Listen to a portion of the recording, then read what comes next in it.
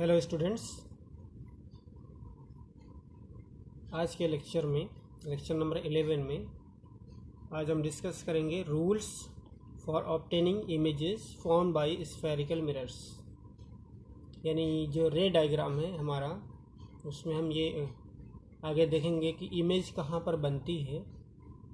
तो उससे पहले, क्योंकि ये रे डायग्राम है, इसके कुछ रूल्स हैं। ठीक है, कौन सी रे जो है रिफ्लेक्ट होने के बाद किधर जाएगी, और अगर दूसरी रे है तो वो रिफ्लेक्ट होने के बाद किधर जाएगी। और इसमें एक चीज़ ये भी है कि दो हम मिरर पढ़ चुके हैं, दो टाइप्स के स्फेरिकल मिरर्स पढ़ चुके हैं। तो स्फेरिकल मिरर जब दो टाइप्स के हैं तो दोनों स्फेरिकल मिरर्स के रूल्स भी अलग हो सकते हैं। ठीक है, तो इसीलिए पहले रूल्स जानना हमें ज़रूरी है कि हमें सबसे पहले ये जानना है कि रूल्स, उसके बाद हम रे डायग्राम की तरफ फोकस करेंगे दोनों केसेस में। मतलब फिर देखेंगे कि इमेज कॉनकेव मिरर में कैसी बनती है और कितने केसेस उसके बन सकते हैं इमेज फॉर्मेशन के, वो भी देखेंगे। और कॉन्वेक्स के केस में कितने केसेस बन सकते हैं इमेज फॉर्मेशन के, वो भी देखेंगे। लेकिन उससे पहले ये बहुत ज़रूरी जो है कि हम रूल्स को जानें। ठीक है स्टूडेंट्स, तो आज रूल्स देखेंगे। पहला जो रूल है इसमें हम पढ़ने वाले रूल, फर्स्ट रूल, इसमें देखेंगे क्या है।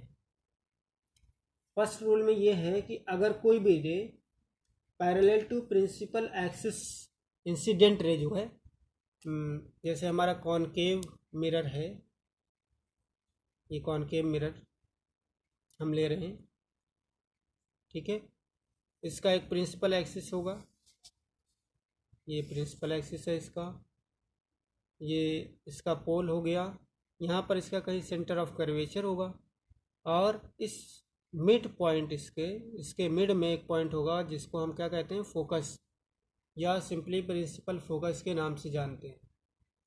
क्लियर? तो ये जो है इतनी चीज़ें हमारे पास ऑलरेडी जो है हम लर्न कर चुके हैं इसके बारे में कि ऐसा कॉनकेव मिरर होता है, ये प्रिंसिपल एक्सिस होती है, सेंटर ऑफ कर्वेचर होता है और ये फोकस होता है। ये तो ये रफली एक फिगर हमने बना दिया। लेकिन इंसिडेंट रे अगर कोई आ रही है मान लेते हैं कि ये एक इंसिडेंट रे आ रही है इस पर।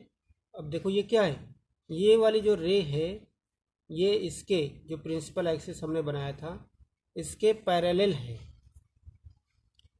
अब क्या होगा यहाँ पर स्टूडेंट्स, देखें हम,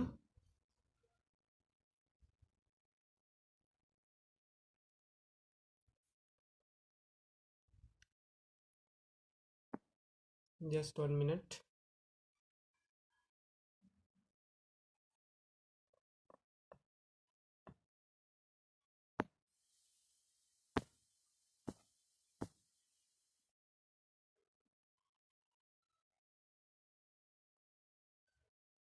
लाइट चली गई थी। तो इसमें देखिए स्टूडेंट्स, अब देखो ये लाइट रे आई है, इंसिडेंट कर रही है यहाँ पर। ओके, अब ये तो मिरर है ना हमारा, ये इधर वाला पार्ट पॉलिश्ड है, इधर नहीं जाएगी। अब ये रिफ्लेक्ट होगी, रिफ्लेक्ट होगी। तो इसका रूल ये है, इसका जो फर्स्ट रूल ये कहता है कि अगर कोई भी light ray parallel to principal axis हो, incident ray parallel to principal axis हो, तो after reflection it goes through the point F, यानी फोकस से पास होती हुई रिफ्लेक्शन के बाद कहाँ से जाएगी ये इसका रूल है। ऐसे रिफ्लेक्ट होने के बाद जो रिफ्लेक्टेड रे है वो कहाँ से होकर के जाएगी, फोकस से होकर के जाएगी। ये फोकस है ना, इससे होकर के जाएगी। ये फर्स्ट रूल कहता है, फर्स्ट रूल यही कहता है कि अगर कोई भी इंसिडेंट रे हमारी पैरेलल टू प्रिंसिपल एक्सिस है तो after reflection it goes from the focus, from the focus. लेकिन ये किस केस में है, कॉनकेव मिरर के केस में। अच्छा, अगर ये हमारा कॉनकेव मिरर ना हो, कॉन्वेक्स हो, इस केस में देख लेते हैं, ये कॉन्वेक्स मिरर हो, ये हमारा पॉलिश्ड पार्ट है इधर वाला, और ये प्रिंसिपल एक्सिस हो गया, ये हमारा पोल है। अब देखिए आपको यहाँ पर सेंटर ऑफ कर्वेचर और फोकस ऑब्जेक्ट लाइट रे इधर से आएगी, क्योंकि रिफ्लेक्टिंग सरफेस हमने बताया था कि ये एक चीज़ हमने बताई थी कि रिफ्लेक्टिंग सरफेस हमेशा लेफ्ट हैंड की साइड में रखेंगे, यानी इधर होगा लेफ्ट हैंड साइड में। ये बाई कन्वेंशन है कि ये हम बाई कन्वेंशन ये है कि हम हमेशा रिफ्लेक्टिंग सरफेस को किधर रखेंगे, लेफ्ट हैंड साइड की तरफ रखेंगे। हम इसको पलट भी कर सकते थे, लेकिन अगर इसको पलट दें तो रिफ्लेक्टिंग सरफेस राइट हैंड की तरफ हो जाएगा, तो वो नहीं चाहिए हमको। बाई कन्वेंशन हमें क्या करना है कि इसको लेफ्ट हैंड साइड की तरफ हमें क्या करना है, रिफ्लेक्टिंग सरफेस रखना है। अब देखो अगर ऐसे इस केस में इस केस में अगर कोई भी इंसिडेंट रे वो पैरेलल टू प्रिंसिपल एक्सिस आ रही है, अब तो इधर नहीं जाएगी ना, और फोकस इधर है और इधर कोई फोकस नहीं है। तो आप देखें क्या होगा इसमें। इसमें ये होगा कि ऐसा लगेगा कि ये जो लाइट रे रिफ्लेक्ट होगी ना, तो ये इधर जाएगी कुछ ऐसे, ये रिफ्लेक्टेड रे है। लेकिन क्या लगेगा, ऐसा महसूस होगा कि अगर मैं इस रे को आगे बढ़ाऊं डॉटेड से, तो ऐसा लगेगा कि ये फोकस से आ रही है, ये फोकस की तरफ से आ रही है। तो इसमें ये रहेगा। तो इसको कैसे लिखते हैं, appears to come from principal focus in case of convex mirror when a light ray coming parallel to principal axis after reflection it appears to come from principal focus, ठीक है, in case of convex mirror. तो ये होगा rule number 1। मतलब rule first rule ये कहता है अगर कॉनकेव मिरर है तब तो वो डायरेक्टली, क्योंकि इसका फोकस इधर ही होता है और रिफ्लेक्टिंग साइड भी इधर ही है, उधर की तरफ लाइट भी नहीं जाएगी, इधर की तरफ से वापस आ जाएगी। लेकिन जब कॉन्वेक्स मिरर होगा तब क्या होगा, देखो ये लाइट रे इधर तो फोकस है नहीं कि इधर चली आएगी, और ये अकॉर्डिंग टू रूल आप देखेंगे ये जो बॉल की तरह बिल्कुल काम करता है। जब आप ऐसे बॉल मारेंगे ना तो इधर भागेगी बॉल। तो लाइट का भी नेचर ऐसा ही है कुछ। आप इस पर बॉल मारिए और लाइट इस पर इंसिडेंट करवाइए, तो वो जैसे बॉल जिधर जाएगी उधर ही लाइट रे भी जाएगी।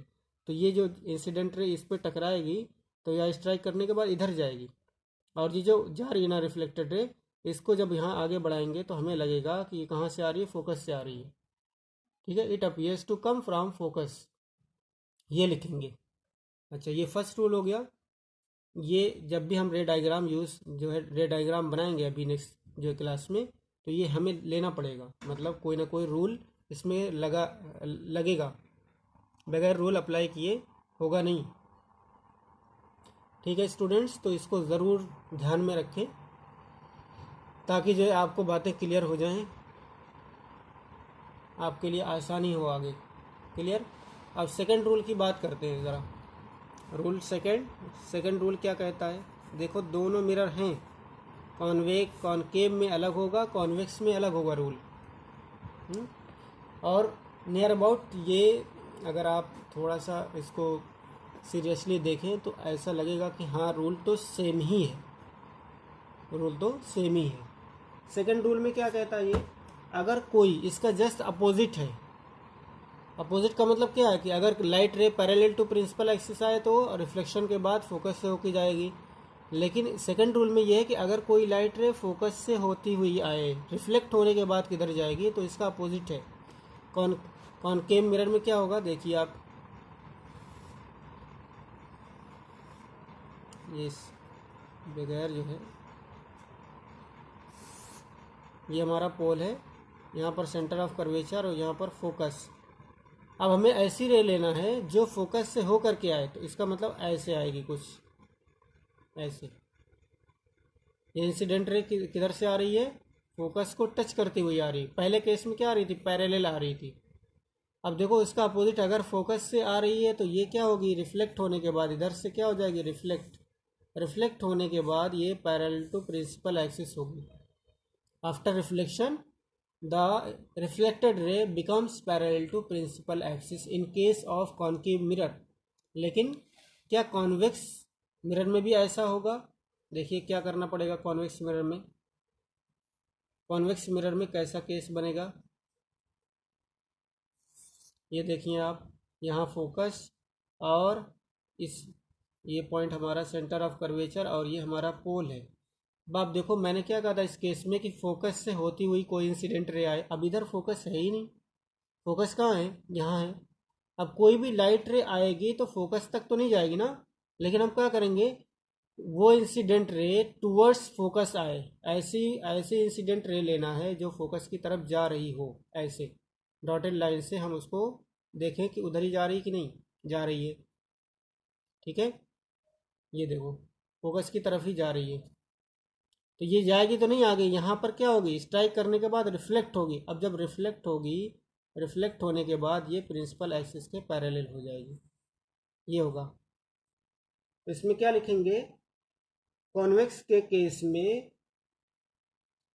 इसको लिखते हैं अरे of light directed towards the focus, towards the focus. In case of convex mirror है ये, टूवर्ड्स द फोकस, यहाँ पर डायरेक्टली आ रही है a ray of light, a ray of light passing through the principal focus of a concave mirror. और यहाँ पर लिखेंगे a ray of light directed towards the principal focus of a convex mirror. ठीक है, डायरेक्टेड मतलब उधर ही डायरेक्शन है उसका, अगर उसका डायरेक्शन देखा जाए तो वो प्रिंसिपल फोकस की तरफ है, लेकिन चूंकि ये मिरर है यहीं पर स्ट्राइक करेगी और क्या होगी, रिफ्लेक्ट होगी। रिफ्लेक्ट होने के बाद अगर ऐसा है कि उसका डायरेक्शन फोकस की तरफ है, तो रिफ्लेक्ट होने के बाद ये रे क्या होगी, पैरेलल टू प्रिंसिपल एक्सिस हो जाएगी। ये देखो इसका प्रिंसिपल एक्सिस है, इसके पैरेलल ये क्या होगी, रिफ्लेक्टेड रे होगी। ये सेकंड रूल है। अच्छा, थर्ड रूल देखते हैं ज़रा। कुल इसमें 4 रूल्स हैं, 4। तो थर्ड रूल की तरफ आगे जो है हम देखते हैं, रूल नंबर थर्ड क्या कह रहा है इसका। रूल थर्ड क्या कह रहा है, रूल थर्ड में ये है कि देखो एक बार तो हमने प्रिंसिपल एक्सिस के जो हमारी इंसिडेंट रे है प्रिंसिपल एक्सिस के पैरेलल लिया, उसके बाद हमने कहा कि अगर वही इंसिडेंट रे फोकस की तरफ से आए तो क्या होगा। अब तीसरे केस में ये लेंगे कि अगर वही incident ray centre of curvature की तरफ से आए तो क्या होगा, सेंटर ऑफ कर्वेचर।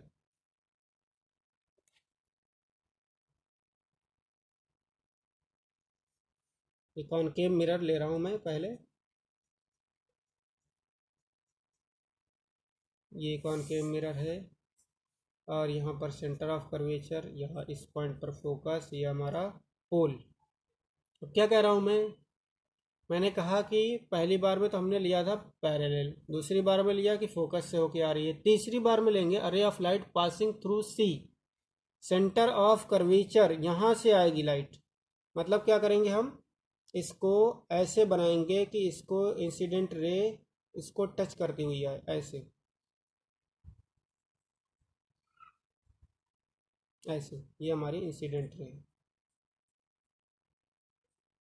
अगर ऐसा हो जाए कि लाइट रे जो आ रही है इंसिडेंट हो रही है वो अगर सी को टच करती हुई आएगी तो क्या रूल है, देखो ये रूल है, हमेशा ऐसा होगा। क्लियर।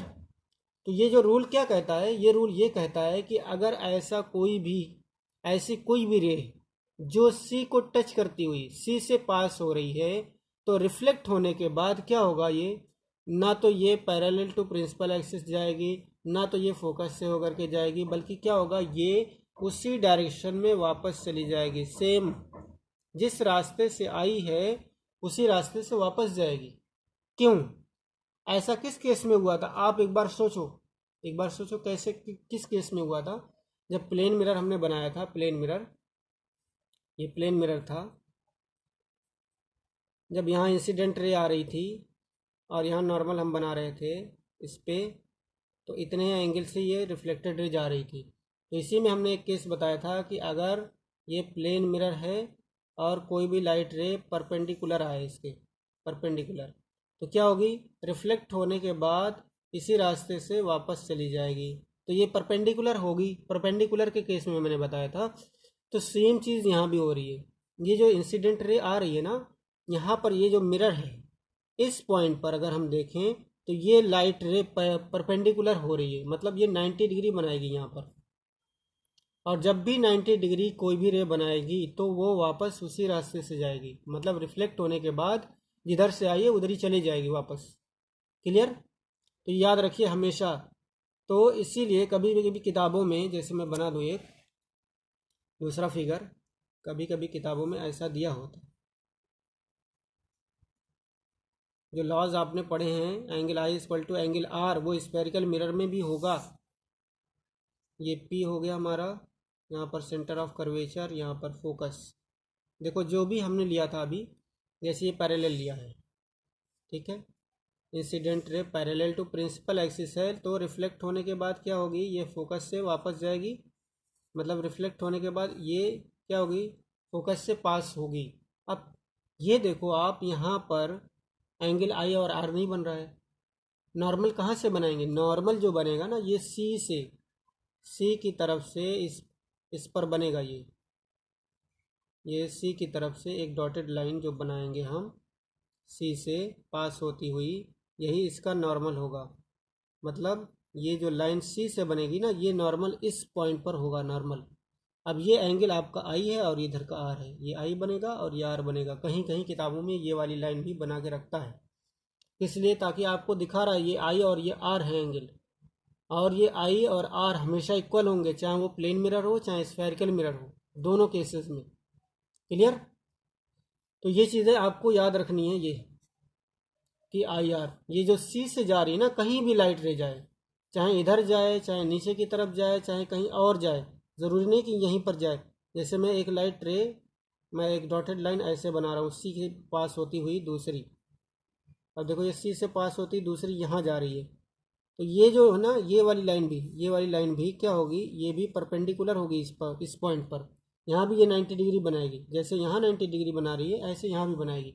मतलब कोई भी लाइट रे अगर सी से पास हो रही है तो उस मिरर पर जा कर के वो 90 डिग्री बनाएगी।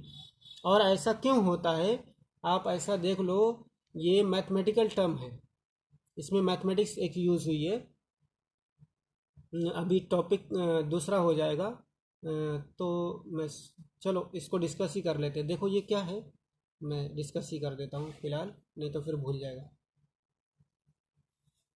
ये हमारा है कॉनकेव मिरर मान लेते हैं।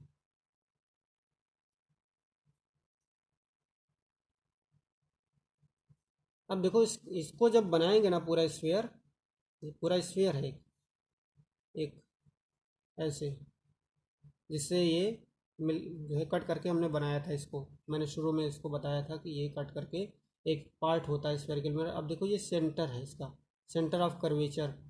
अब क्या होता है, मैंने जो है ये सी है, सी। अब यहाँ से जो भी लाइन इस स्फेयर पर या इस सर्किल पर बनेगी, ये सब क्या होगी, रेडियस होगी।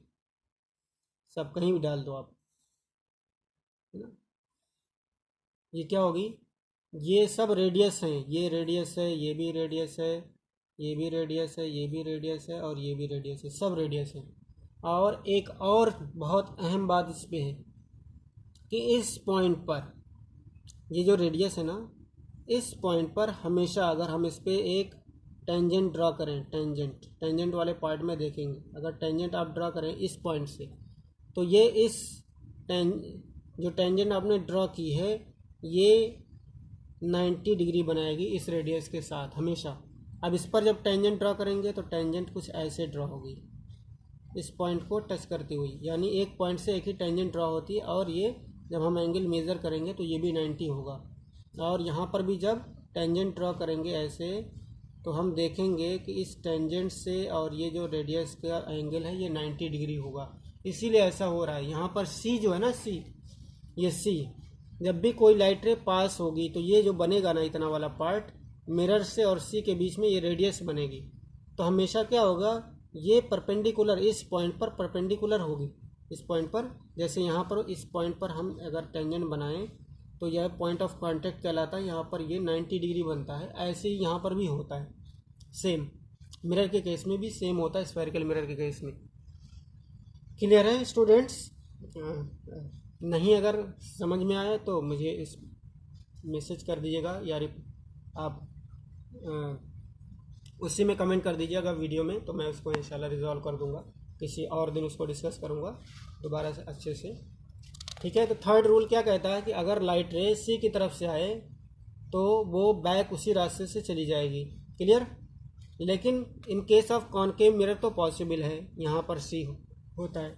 कॉन्वेक्स में कैसा होगा, कॉन्वेक्स में देख लेते हैं ज़रा,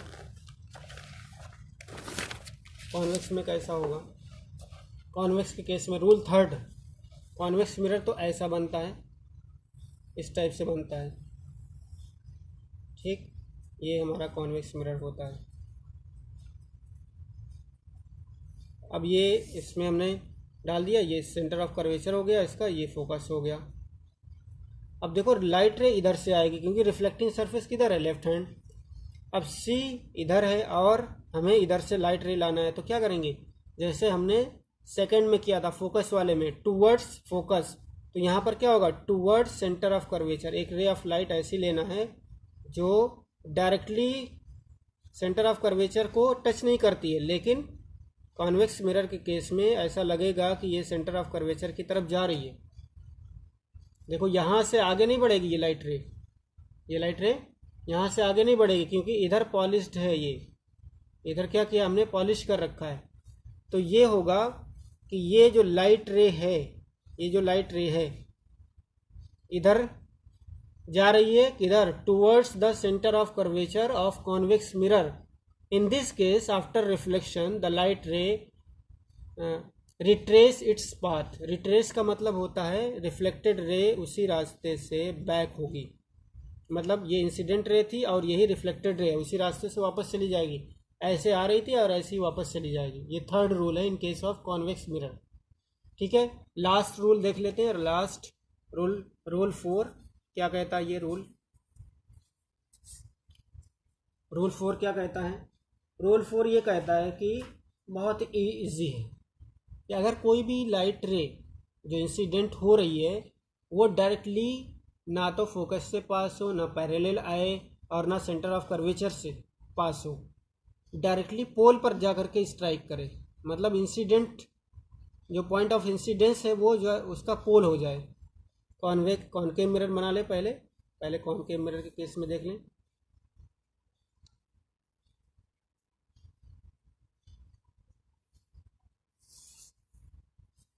ये देखो पोल है इसका, ये वाला पॉइंट, और ये हम सेंटर ऑफ कर्वेचर मान रहे हैं इसका, और ये फोकस मान रहे हैं। अब क्या कह रहा हूँ मैं कि अगर कोई भी लाइट रे डायरेक्टली क्या आए, ऐसी आए कि जा करके यहाँ स्ट्राइक करे, ऐसी कोई लाइट रे ऐसे आए, इंसिडेंट करे और वो जा करके पोल पर टकराएगी। मैंने एक क्लास में बताया था कि ये जो प्रिंसिपल एक्सिस होता है इस पॉइंट पर क्या होता है, नॉर्मल होता है, परपेंडिकुलर होता है, इसको नॉर्मल मान सकते हैं। अब देखो ये क्या होगा, एंगल आई हो गया ये।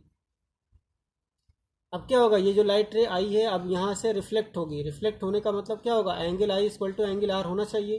तो जितना एंगल ये इसने बनाया है यहाँ पर, अगर ये 35 डिग्री बनाया है इसने, तो ये 35 डिग्री बनाती हुई रिफ्लेक्ट हो जाएगी, यानी ये जो एंगल आर बनेगा ये 35 डिग्री ही बनेगा, ठीक है। इस केस में क्या होगा, अगर कोई भी लाइट इंसिडेंट कर रही है प्रिंसिपल पोल पर किसी भी कॉनकेव मिरर के, तो वो क्या होगी, आफ्टर रिफ्लेक्शन ये क्या होगी, making the same angle, it will goes after reflection making the same angle with the normal, normal से सेम एंगल बनाती हुई वो रिफ्लेक्ट हो जाएगी, क्लियर। और ऐसे ही कॉन्वेक्स के केस में भी होगा। अब यहाँ पर चूँकि पोल का मसला नहीं है, पोल तो मिल ही जाएगा आपको, देखो यहाँ पर अपीयर्स वगैरह कुछ नहीं, ये देखो पोल होता है इसका, डायरेक्टली क्या होगा, यहाँ पर सी हो, यहाँ पर फोकस हो और यहाँ पर सेंटर ऑफ कर्वेचर हो, तो डायरेक्टली कोई लाइट ऐसी आए। तो इस केस में भी क्या होगा, ये नॉर्मल है हमारा, ये एंगल आई ये बन गया, एंगल आर कैसे बनेगा, ये वापस चली जाएगी इधर, तो ये क्या बनेगा, एंगल आर, यानी जितना एंगल बनाती हुई आई है उतना एंगल बनाती हुई वापस चली जाएगी। इन दोनों केसेस में रूल 4 यही कहता है कि अगर डायरेक्टली इंसिडेंट रे फोकस की तरफ से ना आए और ना ही सेंटर ऑफ कर्वेचर की तरफ से आए और ना ही पैरेलल टू प्रिंसिपल एक्सिस आए, डायरेक्टली वो किसको स्ट्राइक करे, पोल को, तो जब भी पोल को स्ट्राइक करेगी, पोल पर स्ट्राइक करेगी, तो जितना एंगल वो प्रिंसिपल एक्सिस से बनाई है रिफ्लेक्ट होने के बाद, है ना, जो रिफ्लेक्टेड रे है और जो हमारा प्रिंसिपल एक्सिस है उतना ही एंगल बनाएगा। ये क्या है, ये हमारा प्रिंसिपल एक्सिस और इंसिडेंट रे जितना एंगल बनाई है ये रिफ्लेक्ट होने के बाद ये जो रिफ्लेक्टेड रे है और नॉर्मल, इन दोनों के बीच में यानी प्रिंसिपल एक्सिस, इन दोनों के बीच में उतना ही एंगल बनना चाहिए। क्लियर? तो ये रूल्स हैं। रूल्स हमने इसलिए पढ़ा, ये कभी भी ऐसी लाइट रे आए तो रिफ्लेक्ट होने के बाद ऐसी ही जाएगी। ये 4 रूल्स हैं, आपको इसको बहुत जो है केयरफुली इसको देखना है, बहुत ध्यान से इसको पढ़ना है। कहीं भी कंफ्यूजन हो तो पूछें इसमें, ठीक है। और ये रूल्स क्यों पढ़ाए जाते हैं? क्योंकि इमेज फॉर्मेशन में अभी हम इसके बाद ये देखेंगे कि कॉनकेव मिरर के केस में इमेज कैसे बनती है, किस टाइप की बनती है, कहाँ पर बनेगी, लोकेशन क्या होगी, पोजीशन क्या होगी, और उसका नेचर क्या कैसा होगा। नेचर का मतलब क्या होगा, क्या मीनिंग है नेचर की? नेचर की मीनिंग ये है कि वो रियल इमेज बनेगी या वर्चुअल बनेगी, एक तो ये, और अगर रियल बनेगी तो इन्वर्टेड बन रही है या इरेक्ट बन रही है, ठीक है। ये देखेंगे इसमें नेचर में। पोजीशन का मतलब जैसे ये मैं कह रहा हूँ ये प्रिंसिपल फोकस है और ये पोल है और ये वो है, तो ये देखेंगे कि मिरर के इधर बन रही है राइट हैंड पे या लेफ्ट हैंड पे, और लेफ्ट और राइट में जहाँ भी बन रही है वो कहाँ बन रही है, प्रिंसिपल फोकस और सेंटर ऑफ कर्वेचर के बीच में बन रही है कि कहीं और बन रही है या उससे दूर बन रही है। जहाँ भी बने उसके लोकेशन कहाँ है, मतलब कहाँ पर बनी है, उसको कहेंगे पोजीशन ऑफ इमेज, ठीक है। और इसी तरीके से एक चीज़ और देखेंगे, एक पॉइंट इमेज के बारे में, कि साइज ऑफ इमेज क्या हो गया। हमने मान लिया इतना बड़ा ऑब्जेक्ट रखा मिरर के सामने, इतना बड़ा, और इमेज में छोटा हो गया ये, तो क्या बताएंगे कि इमेज छोटी बन रही है, तो वो साइज ऑफ इमेज का पार्ट है। मतलब इमेज के रिस्पेक्ट में 3 बातें करेंगे, एक तो साइज ऑफ इमेज, दूसरी पोजीशन ऑफ इमेज, तीसरी nature of image. Size of image में छोटी बन रही है कि बड़ी, और पोजीशन ऑफ इमेज में किस जगह बन रही है, नेचर ऑफ इमेज में इमेज रियल है या वर्चुअल, ठीक है, इरेक्ट है या इन्वर्टेड, ये पढ़ेंगे। Clear students? Okay, thank you very much. इंशाल्लाह जो है नेक्स्ट वीडियो में हम कॉनकेव मिरर की इमेज फॉर्मेशन के बारे में पढ़ेंगे। Okay, thank you.